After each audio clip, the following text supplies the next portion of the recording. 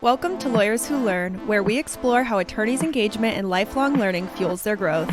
Join us to uncover these journeys and gain insights for your legal career.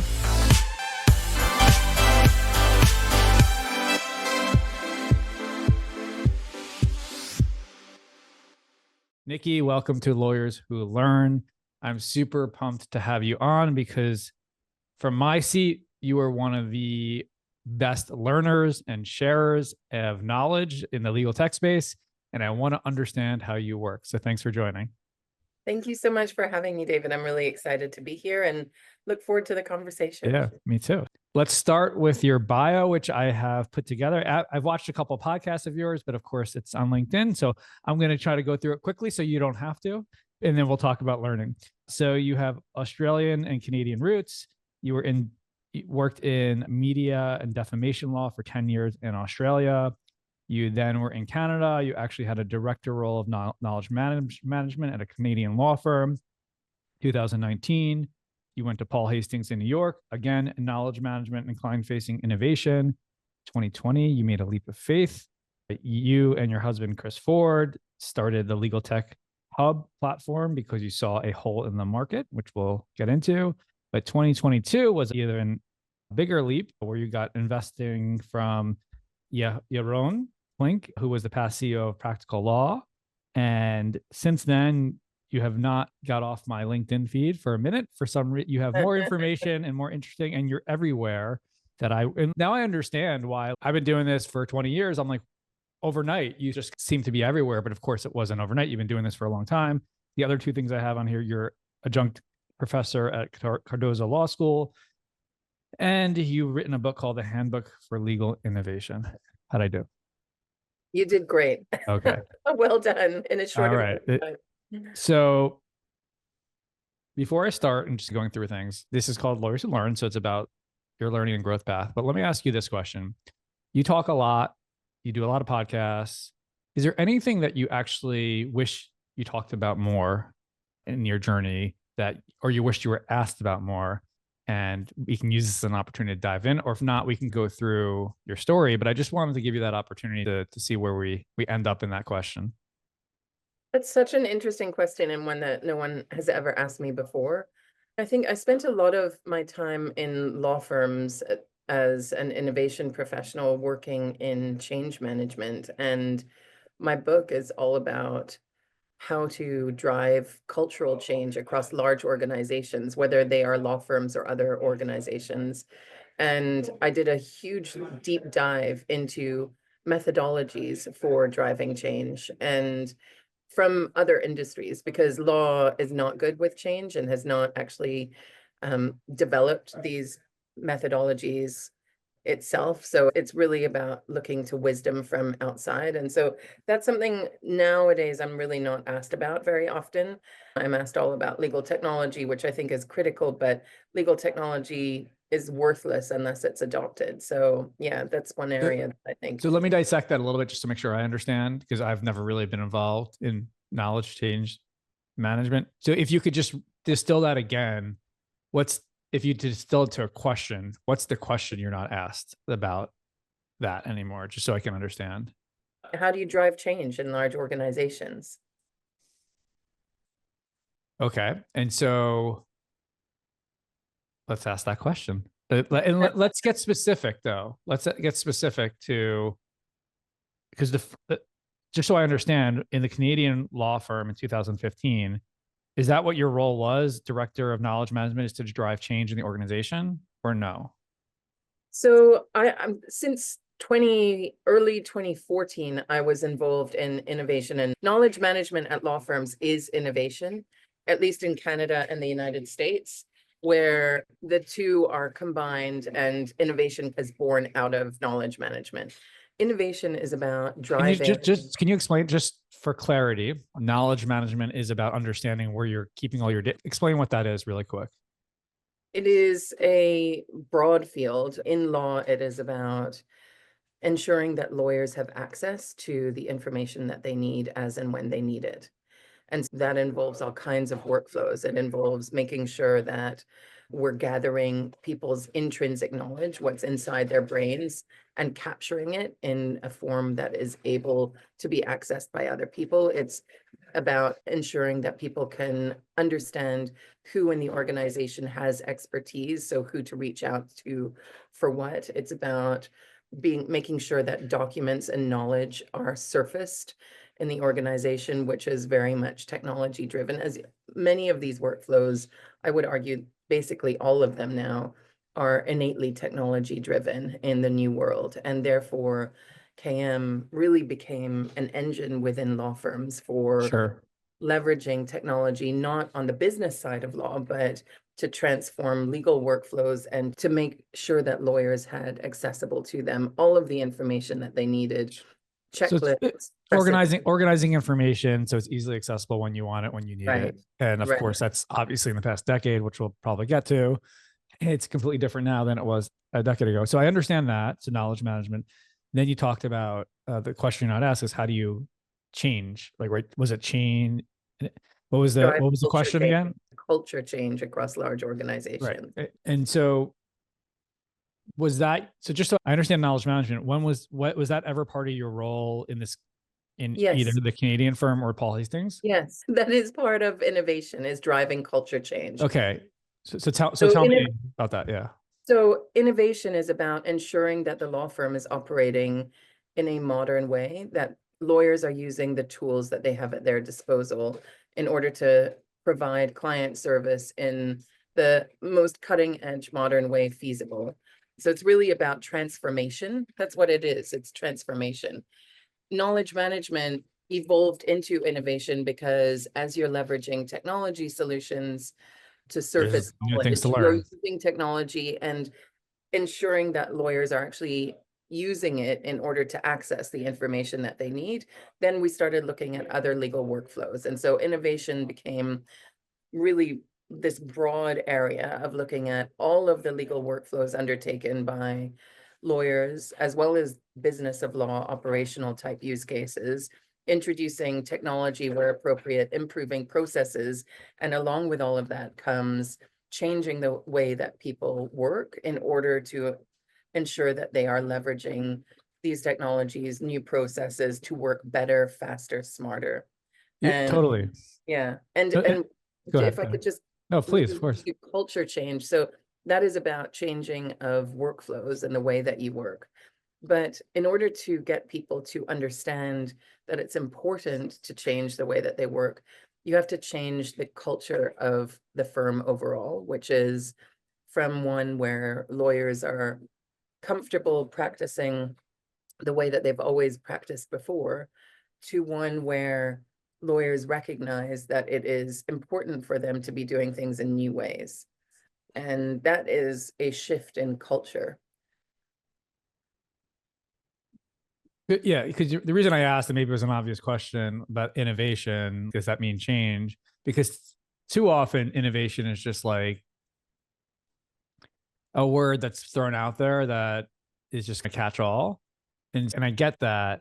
And it's interesting because, and again, I never practice at a large firm or a small firm, but I can imagine the amount of systems because that are needed there. So let's ask that question. So with Paul Hastings, because that was the most recent opportunity, what were some of the challenges you had with knowledge management or innovation that potentially even led to you starting the Legal Tech Hub? Like, what was happening there and what were you doing? What did you have to learn? I know there's books on change management. There's a lot of different areas. There's theories on that, but what actually happened? If you have a specific example of something you're trying to implement that either worked or didn't work, that'd be helpful if that. I feel like that's about three different questions in one, because what led to Legal Tech Hub was not change management, it was something else. Okay. So I can come back to that. But in terms of change, trying to deploying a solution internally is different than getting people to use it. And transformation of process doesn't happen until you have people adopting the new process or the new solution. And we did have challenges around, as all law firms do, around deploying new technologies, which people wanted. We'd gone through the process of identifying pain points, ensuring that we really understood the problem that lawyers were having with a particular workflow. For example, there were workflows where large parts of legal work were non-billable, and they involved manual processes like cutting and pasting for hours at a time. That was a huge waste of associate time. And introducing a platform that would eliminate that, but then required people to actually go into a platform and work, was an example of the way that we could introduce change that was more effective, more efficient, but then people had difficulty actually moving into it. And so we had to come up with ways to help incentivize them, but also help teach them, help bring them on board with the change. And so the strategy that I came up with was really one around, I call it the 3 E's strategy. It is education, engagement, and execution. And it sounds obvious, but most people don't start here, which is you have to help people to understand why a shift in behavior is necessary before they're even interested in engaging with it. If they don't know why, there's no reason for them to come on board. So the first part of the strategy was really educating people across the firm about why it was important to be tech enabled, why we were moving towards improved processes and workflows, why efficiency was important in a firm that billed by the hour. And so a lot of what we did there was point to what was happening in the market, what competitors were doing, how clients were changing their demands, how regulatory changes were impacting innovation in the market and were likely to cause additional changes around kind of law firm business model, and tying that to exactly what we were doing at the firm. So that was, you said, just to make sure I got it right, education, engagement, and if was the third one efficiency? Execution. Okay, so education is step one. I love this. This is great. This is the nugget I was looking for. Thank you. The second one is engagement. That's the experimental phase, the beta testing, to seeing how it works. It is, but the key there is getting the lawyers actually involved in the change. So rather than, because a lot of firms, they will have centralized teams in KM and innovation and IT who look at the tools in the market, make a selection, start setting the solution up, but without engaging the lawyers in any of that. And if you provide it to them as a done deal without having engaged them along the way, again, why are they interested? But if you've done that work of identifying the problem and then bringing them on the journey with you and saying, you help us look at these tools, which one appeals to you, get them involved in piloting it, being involved, even if you're 100%. building something, like going back to them with each iteration, not being afraid of sharing something that's imperfect because you want to get their feedback. So that's the engagement. And then you build up this interest and excitement around the change. So you already have these change agents who are really looking forward to the new solution being in place and can talk to other people about it, because word of mouth is proven to be more effective than almost anything else when it comes to change management, especially if word of mouth comes from people who are your peers. Got it. I interviewed somebody a while back, and my knowledge management, my brain is not letting me remember the name of the book, but there was a book that I remember that was like a 7-step process, really famous book on change management. Did you adopt some other broad change management themes and simplify it to this triple E approach? I would just love to understand how you did that. Yeah, so you're probably talking about John Kotter, who is the grandfather of change, and his 8-step model. 8 steps. That was close. Change management. But there are lots of others. So there are now change management organizations that have their own processes around change management. I just read everything I could possibly find about change. So I read, and I became certified in change management. You can become a certified change manager, which means you go through all of this education around it. But you look at things like, anyone who knows the 5 stages of grief, Kubler-Ross, you can actually apply that as well to the way that people feel when they're going through a change process, understanding the psychology behind why people want to hang on to the status quo, why it's hard for them to adopt new things, even when those things are better. what are the key characteristics of something that is more likely to be adopted? Because there are key characteristics that will make it more likely for people to come on board. The Heath brothers have written extensively about change in their books, and those are fascinating to really look at, like real world examples of how major societal change has been able to be affected through quite simple tactics. And so bringing all of that together and applying it was fascinating. It's so funny because it's like when I've been doing a lot of these interviews, and the big theme is people who come across as smart and knowledgeable are smart and knowledgeable. And just the amount of information that you were able to come off of this one question that because you've done this for so long, it's just, and this is just like 1 inch of what you know of everything else. It's just a good lesson. Like you don't get to where you are in the Legal Tech Hub just because you decide to do it one day. There's a whole mountain before that. And so let me ask you this question. Maybe it gets asked or not. You had big change when you went from actually practicing law to the director of knowledge management and innovation. Like, what happened there? I moved from Australia. So I practiced law in Australia. And one of the things that people listening probably will be acutely aware of is that the practice of law is jurisdictionally bound. And so if you move, you have to requalify. And I am an innately international person. I'm living in my 9th city at the moment. We made a decision as a family to move to be closer to family over there. And when we did that, I knew I would have to requalify. While I was requalifying, I got a contract position in a large firm in innovation and KM, and was immediately working with legal technology, with enterprise search, with intranets and client portals. And I absolutely loved it. As someone who came from a background with no technology, certainly no feeling that I would necessarily have technological aptitude, I realized very quickly that I was good at this, that it really allowed me to deploy my personal strengths, and also that it was exciting. Like, it was where I think transformation was going to happen in the legal industry. And so I requalified, but I decided to stay in legal tech because I loved it so much and became obsessed. Like, to your point about learning, I have 5 degrees, right? Like, I'm a total continuous learner. So as soon as I got into this field, I just read everything that I could possibly read about it to try to educate myself and know as much as I could. And so that's how it was quite accident, but it was fortuitous.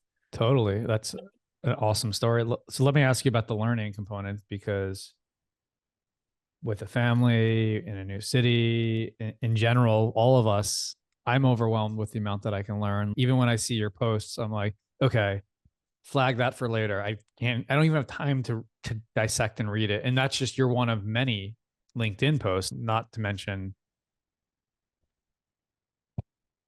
books that I just interviewed. Do you know who Ruby Powers is? No. Okay. Brilliant, smart person. She's speaking at the ABA Tech Show.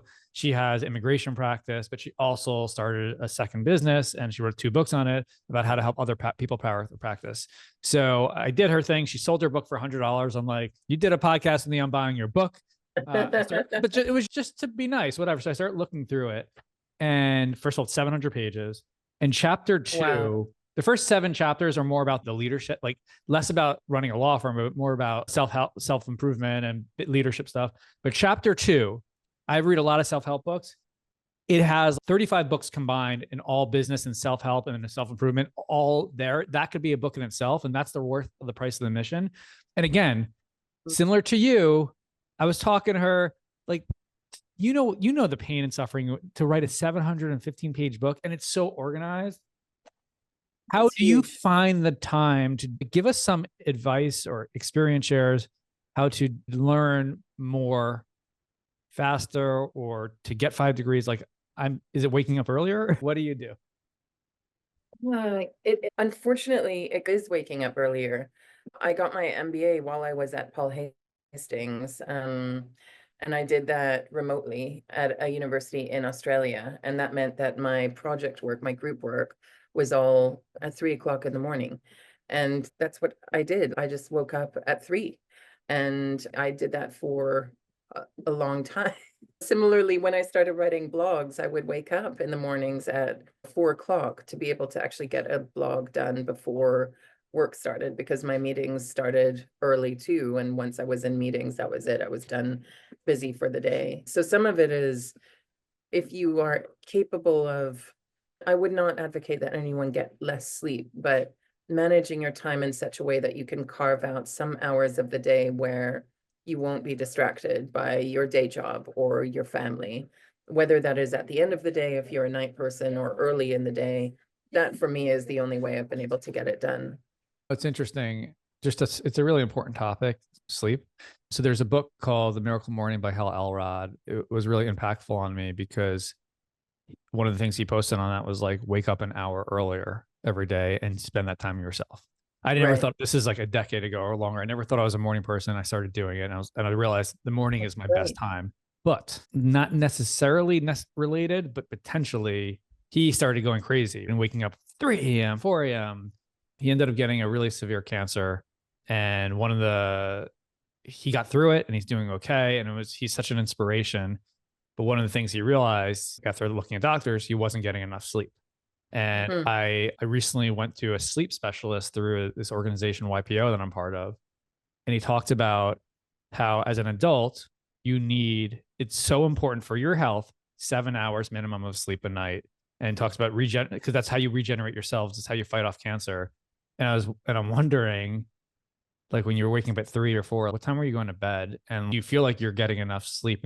Maybe it's different now, but I used to be that person too. But I realized how important sleep is. But I still wake up at 4 in the morning. I still wake up in the middle of the night. But it is something I think everybody can relate to listening to this. That's why I just wanted to hone in on Mm. how you do with sleep Yeah. now versus then.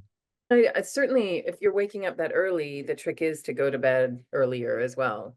But you do sacrifice. Of course, you have to sacrifice. If your practice in the evening is to stay up until midnight watching shows, you can't do that and also wake up at 3, right? You have to go to sleep earlier. And so you're giving up that part of your life. I had advice from someone early in my career who said, you are crossing the line into success, career success, when your personal life and your professional life kind of cross over and mix. And a lot of people like to keep those very separate. And I'm really not talking about you need to bring your work to all of your personal life. I'm more talking about the people that you work with can become dear friends of yours, and things that you work on can become things that you care about passionately.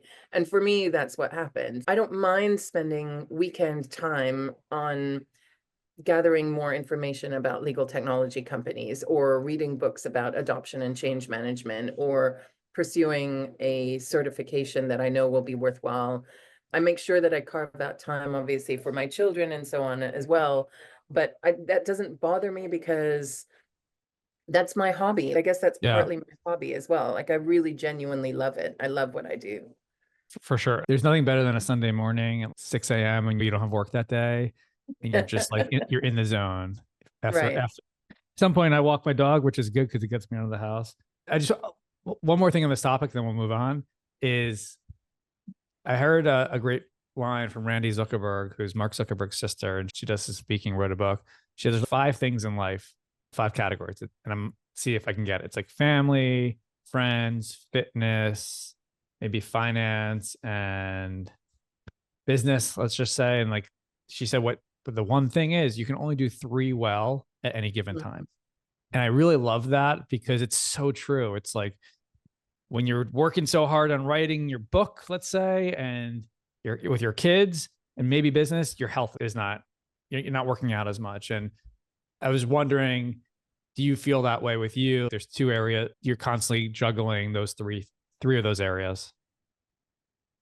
Definitely. And an example is, I really like being in a home that is tidy and clean and organized, right? But I travel quite a lot for work, and there are times where I haven't had a chance to empty the last suitcase before I'm packing the new one, and that kind of organization at home just goes out the window. Like, I do not have time to focus on that. And I would rather help my daughter with her homework than tidy up if you're looking at priorities. So you're always buying where you should be spending your time at any given moment, and you can't do it all. I heard something similar about willpower, that you have a limited amount of willpower. So you have to decide where you're going to exercise it at a specific time. I love So it. Yeah. if you're really focused on achieving a particular goal, like running a marathon, that's great, and you can do that, but you can't do that and then also say, I'm going to write a novel, because that requires discipline of sitting down. And so, like, at any one time you can have a stretch goal, but probably not 5 stretch goals. It reminds me, because one of my biggest, I guess, strengths and weaknesses as a leader is whenever I tell people something to, like, oh, here, we're going to do this. I'm like, it's just so easy. We're going to do it. And everything you want to do, even if it sounds easy, like even this podcast, we're releasing 2 a week. I started it because my goal is to talk to amazing people like you. And 1 a week is just not enough for me. I just need to talk to more and more people, because that's how I'm learning. I learned about the 3 E's today.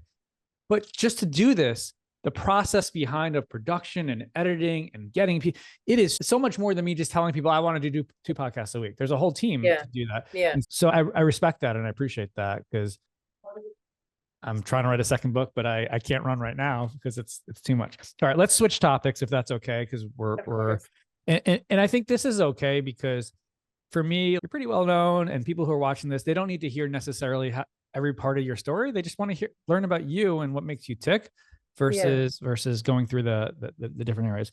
So what are you teaching at Cardozo? I teach a course on legal technology, the business of law. Nowadays, it's really legal technology, the business of law, and AI. So yeah, I've been teaching that for 4 years now. So tell me, like, what was the precipice of that? Did you reach out to them? Because I'm always interested. Did you reach out to them? Did they reach out to you? Did you have to develop this from scratch? It's not easy to teach a course. There's a lot of work involved. So, and teaching, I would love to hear about that. Along with the 3 E's at Paul Hastings, I had developed this program for incoming summer associates on legal technology that really went into, it was for them, that kind of why question. What is changing in the industry? What does that mean for you? What does it mean for your careers? What is legal technology? Why does this matter in the context of all of that? And then what do we have at Paul Hastings, and what should you use, and so on. And as I was doing that, I thought, this should be taught to law students. We should be getting incoming associates who have already had this. And with every class of incoming associates, I used to ask them, and I did this at Stikeman as well as at Paul Hastings, how many of you have learned about automation, AI, legal technology in the context of law before arriving at the firm? And we kept expecting as a society that those numbers would just organically rise because people are familiar with technology increasingly, but they didn't. We continually had between, I think, 1 and 7 out of 100 associates who had some exposure. And so it annoyed me. And I thought more and more of us need to be out in the market actually teaching this stuff. And that's a way of giving back to our community. And then I met someone called Aaron Wright, who was teaching at Cardozo. And I said, I've always wanted to do that. And he said, I will introduce you to the dean. And so he did, and I pitched the idea for the course, and he said, great. And I started, I developed the curriculum from scratch, but I'm certainly not the only one teaching this. And there's a network of us growing. I think now, by the way, things have shifted. People are more exposed because of generative AI, but I just think it's vital for students to be exposed to this at law school. You know who Michael Pastor is? I don't. His interview just came out. He's the director of legal innovation at New York Law School. Oh. He also runs an institute that helps train GCs, tomorrow's GCs, directly in law school. And I also met him at the Legal Technology conference as well, at the Legal Tech Fund Summit. And so really interesting things that they're doing there, and they're teaching stuff like that as well. So yeah, to your point, like, you got to start preparing for tomorrow. The Legal Tech Hub, from what I read and in our conversations, the reason you founded it was because you saw there is a delta between all the platforms that were out there, and a way to understand and review them all and see what will work for your firm and not. And like, why should everyone have to start from scratch again, unless build something that they can easily see that, review that, and put that out there? Is that pretty much sum it up? Yeah, absolutely. As part of creative problem solving in firms, we have to go out and find the technology that's going to work. to bring the kind of transformation in key areas that we need. And there was no one place to find all of that technology together and to have really good quality information about it and agnostic information about Yeah. it. So yeah, that was the initiative initially. Talk about being in the right place at the right time, because in 2020, generative AI and AI was not really the conversation. But I would argue Maybe you knew, AI but has been around for a long time, and of course. yeah, the first push was really around. There were, I would say, there were sort of two phases, right? There was like the 2011 to 2014, where you had Neota and Kira and so on arise, and then you had the 2018, 2019 push, which was the first time we saw firms saying, "I need to get some AI." But yeah, generative AI, when it all hit, we were certainly in the right place at the right time. Another really interesting part of your story, and one that I commend because my parents worked together as well, is you're working with your husband, Chris Ford. Yeah. Tell us the origin story of that and what you've learned over the past few years of working together, so others can understand what you learn and how you go through that working with your husband. Chris is he's my biggest supporter, I value that so strongly. And he's in legal tech as well. He's been working in legal tech marketing. And even before he was considered himself to be in legal tech marketing, he actually worked for LexisNexis in 3 different countries, in the US, in Australia, and in Canada.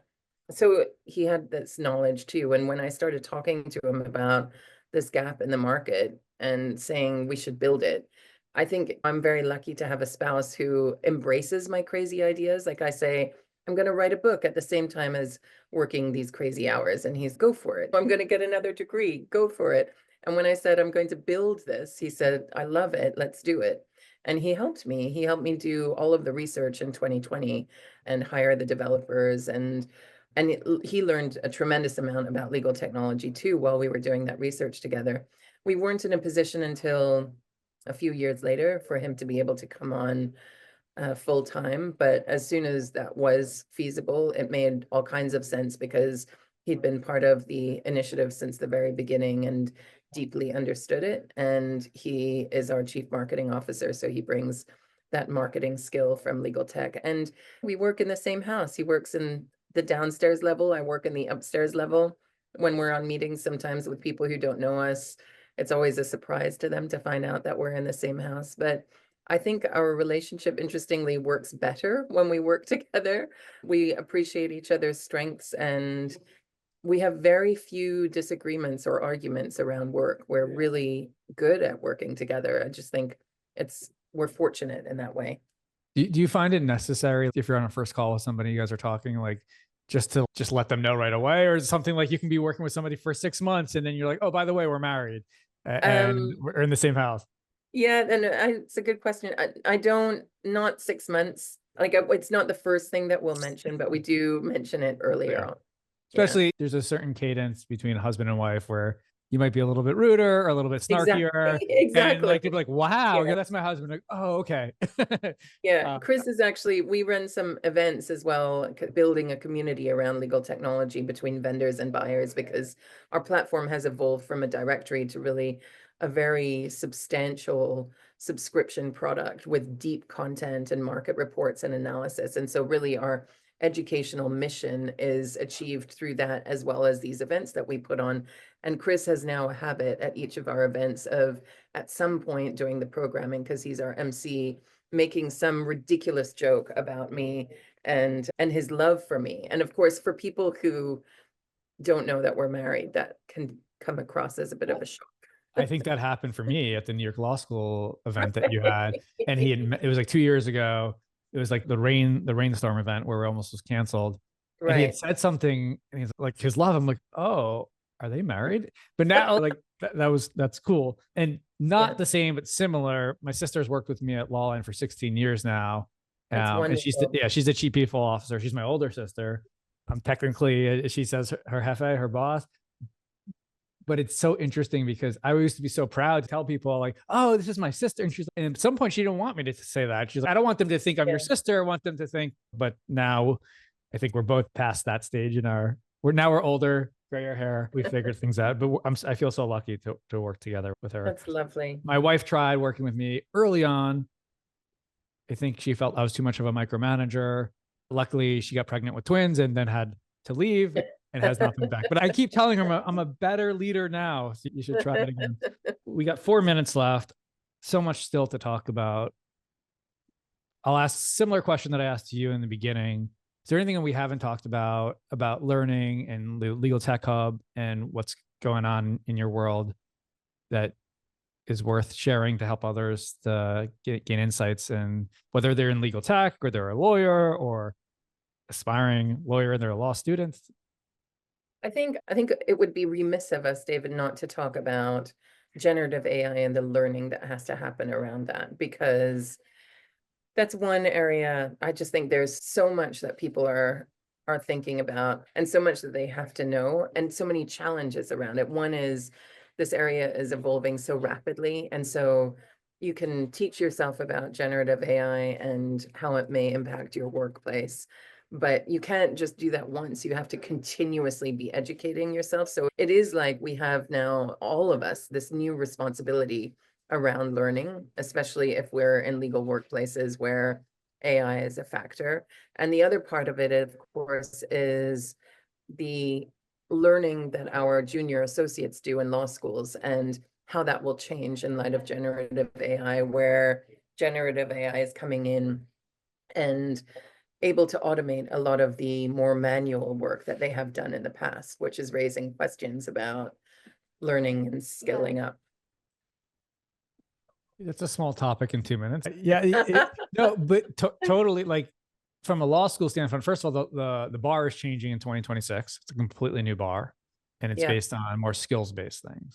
And I'm thinking, like, probably it's going to have to change again sooner than later, again, because law school and the way we educate students, it would be criminal not to teach them how to use AI and the tools to help them in their practice, as well as new associates and what's happening today. And the challenge with lawyers is, again, they're so busy, just like anyone else, but also the safety of using these tools for attorney-client privilege and other things like that. Is that the biggest challenge that you see right now, figuring out what tools are safe to use, what tools, there's just so much out there. What do you see as the biggest, you talked about change innovation. What do you think is the biggest challenge over the next 2 years? And we'll leave it on this last question of innovation as the change that's going to be needed in law schools and at firms. I don't really see it as being around security. The bottom line there is don't use foundation models unless they are enclosed within a secure sandbox and pointed at sound legal data. Otherwise, leverage third-party legal tools that are purpose-built and where they already have the security certifications required. But I think as people move into the future and think about how this will change and what they need to know, I think the biggest challenge is really around the fact that these solutions bring in greater productivity gains than we have ever seen before. So it's not an incremental increase in productivity like 7%, which we might have seen in some technology previously. We're seeing 75% productivity gains in some areas. What that does to the billable hour model is significant, and it means law firms have to be engaged now, and lawyers have to be thinking about how to change the way they think about valuing legal work, not by the hour, but by what it's actually worth. And that, I think, is where the major change and shift will come in. And those are the difficult conversations law firms really need to be having now internally, because I think if they're not setting themselves up for a future where they're able to do that, it could cause some problems. And there are firms that will fail in the next 5 years. Yeah. Did you see Richard Susskind speak at the Legal Tech Fund Summit? Yes. Yeah. So it was really interesting what he said. It was like, it's the partners, like the breadwinners of the firms, their rates are going to keep going up because it's the years of experience, but it's the associates and everything involved with that where there's going to be change. And of course, not one person at the conference I spoke to said their rates have gone down or their costs have gone down yet. So it will be interesting to see who's the first firm to lead in that area, because the conversation's always like, how do you tell a room of millionaires that their business model's broken and it's going to change? And that I see as, at least in the large firms, but in the small firm space, the world is their oyster. I've interviewed half a dozen people so far in the show who do fixed fee or subscription-based models and how it's transformed their practice. And Todd Smithline's a good example. He had a really great business that did that. And so I think that's where the biggest opportunity is for small to mid-sized firms. And then hopefully we'll see some big changes in terms of efficiency and cost for everybody in larger firms. Well, I think there will be a lot of change in the big firms too. I think that whole adage about you can't tell a room of millionaires that their business model is broken, that worked before. But I think we're going to be stress testing the model significantly in the next couple of years, with clients being able to do much more of the work internally without necessarily having to hire more. And I was just last night, I was on a panel with somebody who had a law firm, a partner, who said they are now getting from clients pushback on, we will not pay for first year associate time, but also we no longer will pay for second year associate time because we know that you could be using AI. This is already happening now. That's happening now. So I think this is the change is coming. Sorry, I keep going and I know you have to go. I just started testing out deep search on ChatGPT, and I also did on deep search. Yeah, right. Deep search, and also on Perplexity. They have an AI research bot. I cannot tell you how. I don't know if you've used it yet. I had it look up some tax situations and did a SWOT analysis on our competitors. These are things that we've done in the past that it's taken. We had someone spend a couple of weeks putting together the research, writing the SWOT analysis, and it was done in 7 minutes. And it was very thorough and very well done. And in the tax research, usually you hire a company for 10 grand and they put it all together and obviously you still probably need their decision, but like just to get this basic level work. And we're just getting started. And there's no question you are going to continue to be a resource and a leader in this area. And just even in this conversation, anybody who has a chance to listen to this whole thing, they're going to understand that. And I'm going to continue to stay as close to you as you'll let me so I can continue to learn. And likewise, David, it's such a pleasure speaking to you. And I love speaking to people who are so hungry for continuous learning. And I just and who have that intellectual curiosity. I find that so interesting and educational. So thank you.